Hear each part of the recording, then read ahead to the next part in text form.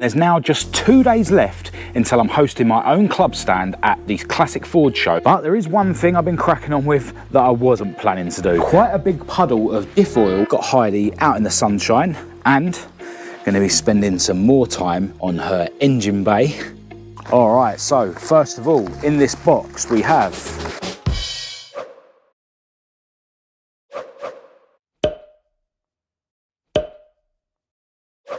Hello and welcome to this video. I'm Marcus Hayes and there's now just 2 days left until I'm hosting my own club stand at the Classic Ford show at the South of England showground. Although when I say there's 2 days left, it's actually just gone 7 PM, so there's not actually 2 days left at all. I've only got tomorrow to get ready for the show. There's 35 cars on the list due to be on my club stand, so fingers crossed most of those actually make it. And if you're watching this after the Classic Ford show, massive shout out to everyone who I did see at the event. I came round here to the other garage today in my Mk2 Escort, with the main intention of swapping cars and taking my favourite car, INSTA, the ST170 Mk2 Escort, home, so that then all it would leave is me to wash this thing so that I'm ready to go to the show the day after tomorrow. But things haven't quite gone to plan. Whilst I was around here today, I wanted to readjust the adjustable slave cylinder rod on this thing and put it back to how it was when I first fitted the adjustable rod, so that it's about 5mm or so shorter than the standard non-adjustable slave cylinder rod. Because when I adjusted the rod the second time recently and made it about 10mm shorter than standard, it made the gears a little bit clunky, so I've put it back to, as I say, 5mm shorter than standard. I've also been bleeding the clutch and the brakes around here, but there is one thing I've been cracking on with that I wasn't planning to do. As you can see, I've got her rear end jacked up and I've got her rear wheels removed. In a recent video, I solved, or so I thought, a leak on the passenger side rear half shaft where the O-ring on the bearing had basically failed. But today, when I got Esther out of the garage, I noticed quite a big puddle of diff oil on the driver's side rear tyre. And when I checked, basically both sides were leaking diff oil out from behind the brake backing plate underneath here. So basically I've had it all apart again today, and one thing I've done this time is I've bored out the hole in this brake backing plate, because I have the issue where I can't get the O-rings on the bearing past the backing plate. You need to get the bearing through the backing plate and then worry about pushing the bearing into the axle. So with the hole bigger on the backing plate, it means that's not going to restrict me getting it through there, and then I just need to bang it into the axle. Now unfortunately both O-rings were, chewed up and failing, and I still haven't had the new O-rings through the post that I ordered on eBay a while ago, and yeah, it turned out they were coming from China. I didn't know that when I ordered them, so yeah, they haven't come through the post yet. So I've had to reuse the sort of worn, failed O-rings, and unfortunately I've had to throw a load of gasket sealer on the bearings just so that it remains hopefully leak free, so I can actually take this thing to the Classic Ford show in a couple of days. So fingers crossed it does make it to the show without losing all of the diff oil out of the axle, but I think it's going to be sensible for me to not drive this thing home this evening, just to give that sealer a chance to go off properly. So I'm going to be taking Maud back home this evening. Hello, into a new day, and you join me on my trip back to the garage after going to see Steve at Speed Shack in West Drayton. Massive shout out to Steve if you're watching this video, and I will of course leave Speed Shack's links in the description of this video for any of you guys out there that need any parts for your classic Ford. Now I thought it'd be a good idea to go and grab this car before I go to Speed Shack today, because it'll give me a decent opportunity to take her for a test drive, and then we can see how much oil is now leaking out of her rear axle after me putting the sealer on the bearings yesterday. Hopefully there isn't any oil leaking out of it, because yeah, I want to take this thing to the Classic Ford show tomorrow, and I really don't want to rip the axle apart and readdress the issue today. However, ironically, this morning the O-rings came through the post that I ordered ages ago. They've come all the way from China, but yeah, as I say, I don't want to dive into doing that today. So fingers crossed the axle is still leak free. Now I'm going to give this thing a wash at a jet wash that I use close to home this evening. So for the rest of this afternoon, I want to spend some time on Heidi, including showing you guys and fitting the new parts that I've got for her. But whilst I'm on the way to the garage, I want to let you guys know about a new venture that I'm personally involved with. I've started a new company called Petrol Style, which aims to provide high quality automotive themed products to petrol heads and car enthusiasts all around the world. Now, I'm lucky to be in a position where people all around the world have purchased Marcus Hayes merchandise from my website at marcushayesuk.com, and I basically wanted to repeat that for designs that are inspired by other cars. So far, the team of artists that I'm working with have come up with 4 awesome designs, and they are all based around classic Fords, but eventually I want to start getting designs made for all different types of cars, you know, other classic cars, maybe more modern cars, maybe supercars, who knows. I'm actually interested in finding out from you guys what cars you think our artists should feature in the next designs. But currently we've got 4 designs, as I say, one of which I'm wearing today. This is the Mk2 Fiesta XR2 design. All the designs are available on t-shirts, sweatshirts, hoodies, mugs, stickers, and we're going to be releasing more products in the future as well. All the designs are awesome. I'm so happy with them. The artists have spent a lot of time making the artwork really cool. I've invested a lot of time, effort and finances into this new venture, and yeah, I hope it works out.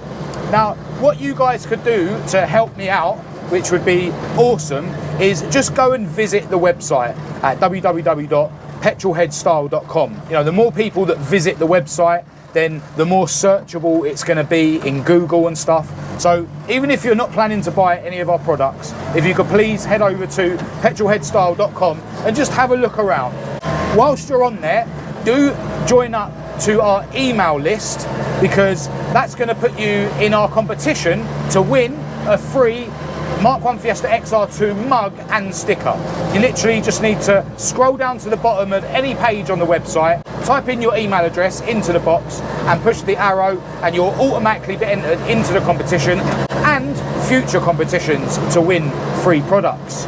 For those of you that do want to grab any of the products that are available on the website, make sure you use discount code MH10, which is going to get you 10% off your whole order. So yeah, head over to petrolheadstyle.com and check out this new company that we've launched. But other than that, I'll catch back up with you guys when I get to the garage. All right, passenger side rear axle is not leaking, and neither is the driver's side. Happy days. All right, so got Heidi out in the sunshine and going to be spending some more time on her engine bay. Unfortunately, Steve at Speed Shack didn't have the correct throttle linkage for this carb, but yeah, I'm sure I'll get hold of one eventually, or I might be able to modify the twin choke linkage that I do already have. I took this battery home and charged it the other day, and it seems to be holding a charge. I think, although that looks black now, which apparently means it needs recharging. But yeah, I'm just hoping that this battery is going to be good enough for me, you know, when I need to like test the loom and, you know, initially get this thing started. But that's for another day. Over here, I've got some new parts. This is actually the clutch release bearing for INSTA, which I'm hoping to chuck in next week, as well as doing another couple of jobs that I need to do on her. In this box is a couple of parts that have been sent to me by subscribers, and we'll come back to them. One of those parts is considerably cool, but for now, I'm going to throw these bits in. Got a new set of spark plugs and a new points and condenser for inside the Dizzy. The points will actually need adjusting in terms of the size of the gap on them, but yeah, let's get the bits fitted first, and then I'll talk you through how I think you're supposed to gap the points. Once I'd got the brand new spark plugs fitted, I removed the Dizzy cap and the rotor arm so that I could access the old points and condenser. This screw here holds the condenser into the Dizzy, and the points are held in with this screw and this screw. Firstly, I disconnected the wires from the old points. Then I removed the condenser and the points, being careful not to lose any of the screws. Fitting the new points and condenser was just a reversal of the removal procedure, and then it was time to think about setting the gap on the points. All right, so the new points and condenser are in the Dizzy, and I'm now going to explain how my mind sees that this all works. Do let me know in the comments if I get any of this wrong.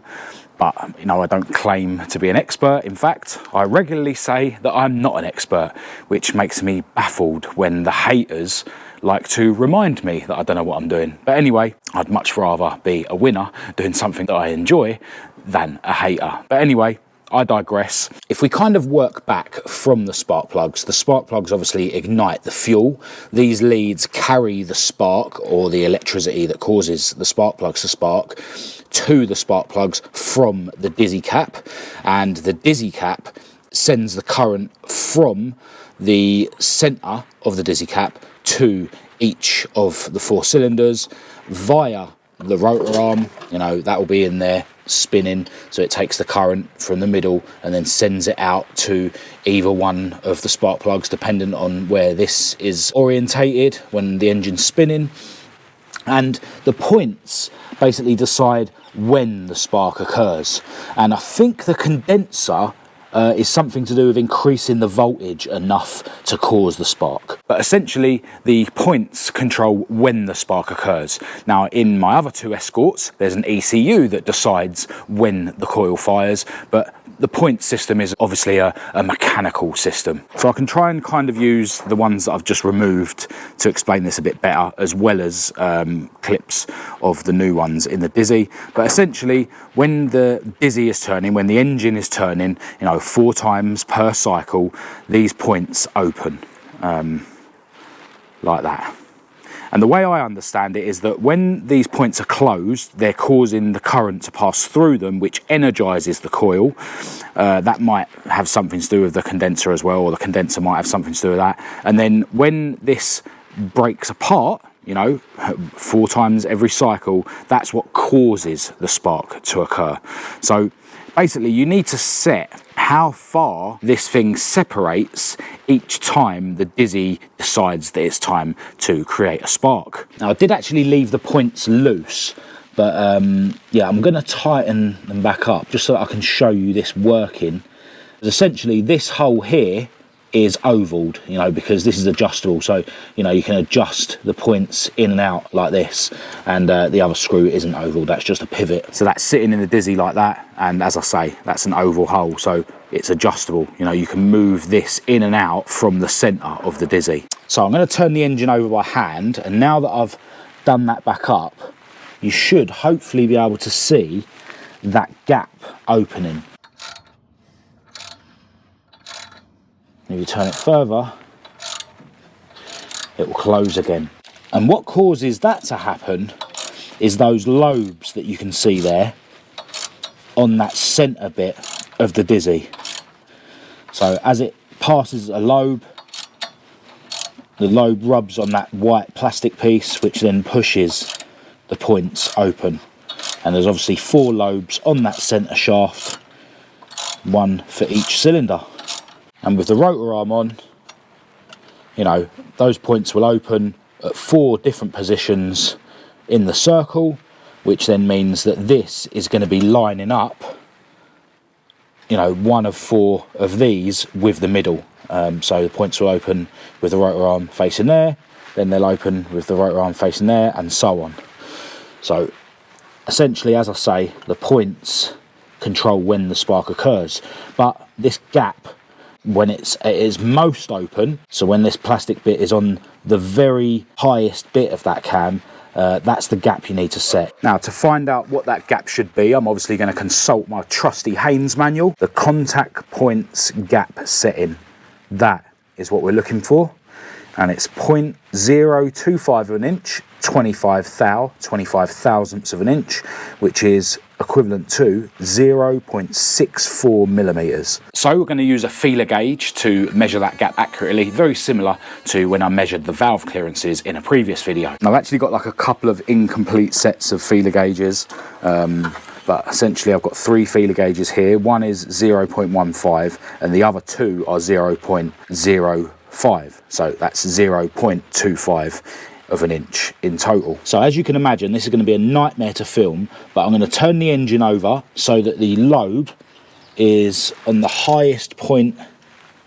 so that the gap is at its maximum. You guys are at a funny angle, but I make it just there. And then I need to measure the gap, make sure it's 25 thou, and then I can tighten up both of these screws.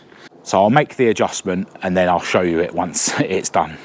All right, this really is an absolute nightmare to film, but I think I'm just about there. I think I've got it pretty accurate. One thing worth noting is that this piece here is very weak and bendable. So, you know, at first I sort of undone the screw, trapped the feeler gauges in there, and then just let it spring on itself, and then done the screw up. But then when I took the feeler gauges out, it then closed the gap up, because this is so easy to sort of bend. So you've got to sort of use trial and error and get it to the point where you can get the feeler gauges in there without that piece moving, and you've got to make sure you're going in there dead straight, but yeah, sort of tight enough so that it is tight. I mean, if I sort of move this slightly, you know, not straight, you'll see that moving. So yeah, it is kind of difficult to do, but yeah, I'm pretty sure that's close enough, and I have already double checked that all the screws are done up tight. So now we'll throw the rotor arm back on. I'm going to get a new rotor arm. I forgot to order one. Put the dizzy back on, which only goes one way, because one side is like squared and one side is sort of rounded. Something like that. Done. All right, so first of all, in this box we have a crossflow fuel pump, which was sent to me by Ben Stollery. Massive thanks to you, mate. This is obviously to replace the one that's fitted to Heidi's engine that unfortunately has a crack down here. So yeah, really grateful that you sent me that, Ben. Nice one. And what else do we have in this box? It's only a freshly rebuilt carburettor. Check this out. This was sent to me by Peter Harvey. Massive, massive shout and a thanks to you. Peter had this, you know, that he built a while ago, and he had no need for it. So yeah, really grateful to be bolting this to Heidi's engine as well. Loads of you guys have been saying that I should rebuild Heidi's carb, and I was kind of, you know, determined not to bother, but you know, Peter was very kind to offer me this one. So yeah, couldn't say no. Removing the old fuel pump was a little bit tricky now that the engine is installed into the car, but I got it done. And here you can see the crack on it. I reused the almost new spacer gasket, bolted the new fuel pump onto the block, and then cracked on with switching the carbs over, which was a lot easier. Wow, what a difference. The freshly rebuilt carb really does complement the fresh inlet manifold. It was obviously bead blasted by the guys at Microblast Services, and yeah, it's made a massive difference.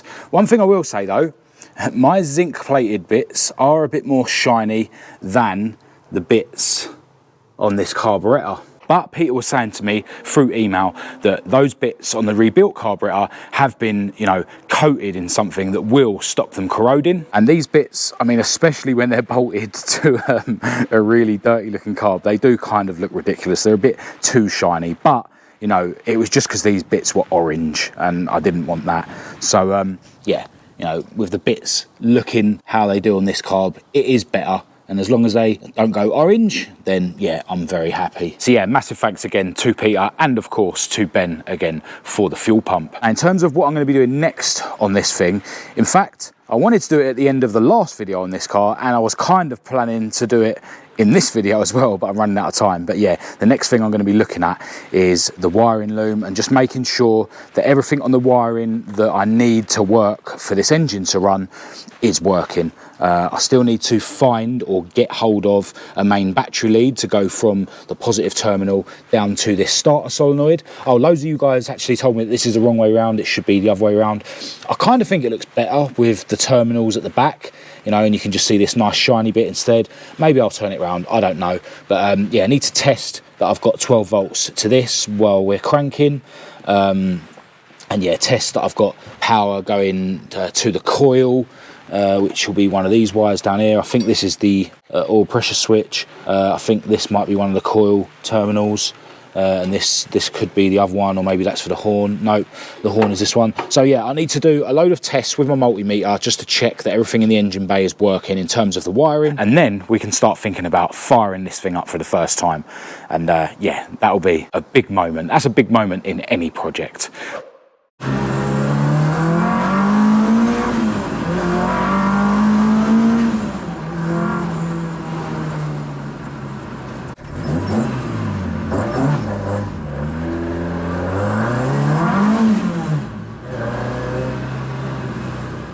The passenger in the Jag saying, go, go, go.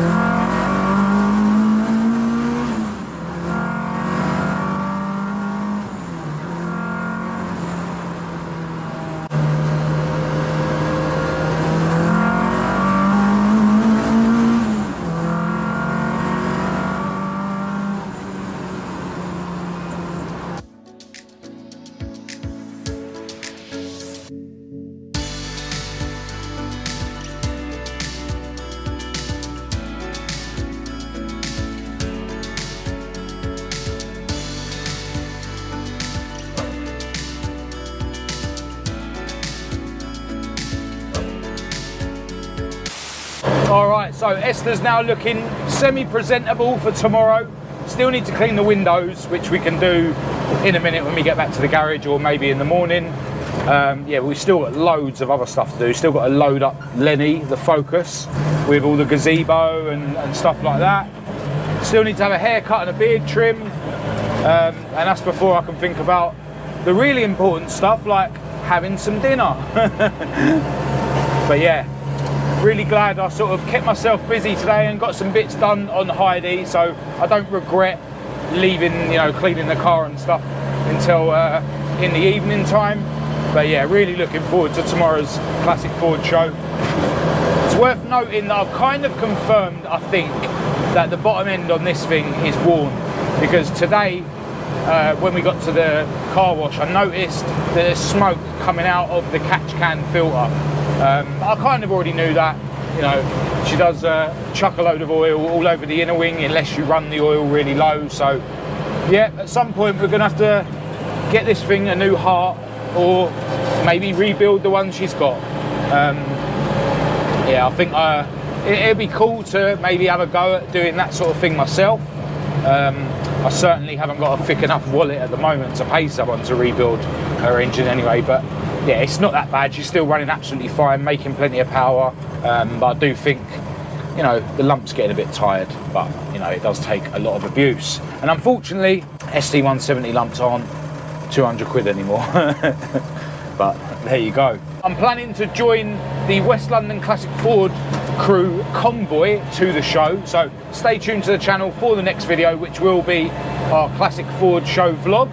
But yeah, until then, if you could all please go and check out petrolheadstyle.com. You know, even if you don't want to buy anything, if you can go and just check out the website, click on a few pages, it's going to help me get it ranked higher in Google. But if you do fancy grabbing anything, don't forget to type in the discount code MH10 for 10% off of everything. Got to send another massive thanks out to Ben and Peter for supplying those parts for Heidi. But yeah, other than that, if you thought this video was any good, please do give it a thumbs up and share it on your social media to help spread the word about my channel. If you didn't think it was any good, then feel free to give it a thumbs down. And yeah, haters, put all your hate in the comments. It's absolutely fine. Water off a duck's back.